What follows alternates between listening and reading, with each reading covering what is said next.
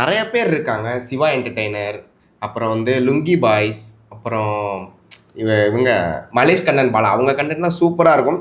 அவங்க பண்றத வச்சு அதாவது அவங்க எக்ஸ்ட்ரானரியா பண்றாங்க. நம்மளும் அது மாரி ட்ரை பண்ணலான்றப்ப, அவங்க ப்ளூப்பர்ஸ் இந்த மாரி பண்றப்ப, அவங்களும் நம்மள மாரி தான்.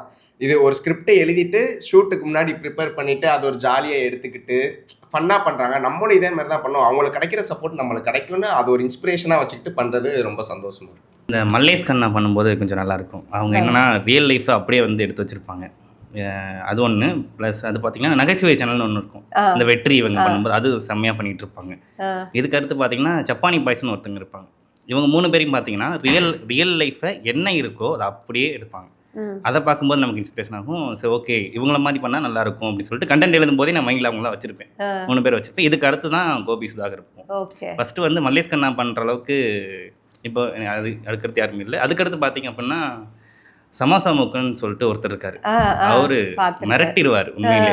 அவரே கெட்டப் போட்டு மிஸ்ஸே ஆவாது எந்த இடத்துலயும். கரெக்ட்டா பண்ணிடுவாரு. ஸோ அவர பார்க்கும்போது கொஞ்சம் செம்மையா இருக்கும். ஓகே. நீங்களே சொல்லிட்டீங்க. நானே யோசிக்கிறேன். எல்லாத்தையும் வெளியே சொல்லிட்டாங்களே நம்ம என்ன சொல்றது?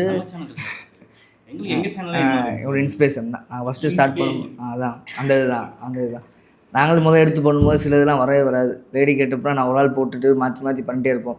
வாய்ஸும் வராது உள்ளே வராது. அப்படி கொஞ்சம் கொஞ்சமாக மெயின்டைன் பண்ணி போயிட்டே இருந்தேன். அடுத்து எங்கள் அண்ணன் போட்டார்.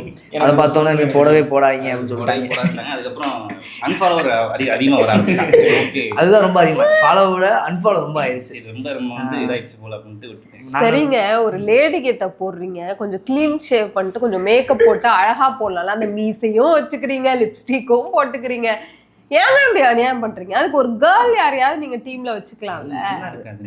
எது நல்லா கெட்ட வார்த்தை பேசுற எப்படி கேர்ள் இருந்தா எப்படி இருக்கும்? அப்ப பிளான் பண்ணி தான் கெட்ட வார்த்தை பேசுறீங்க.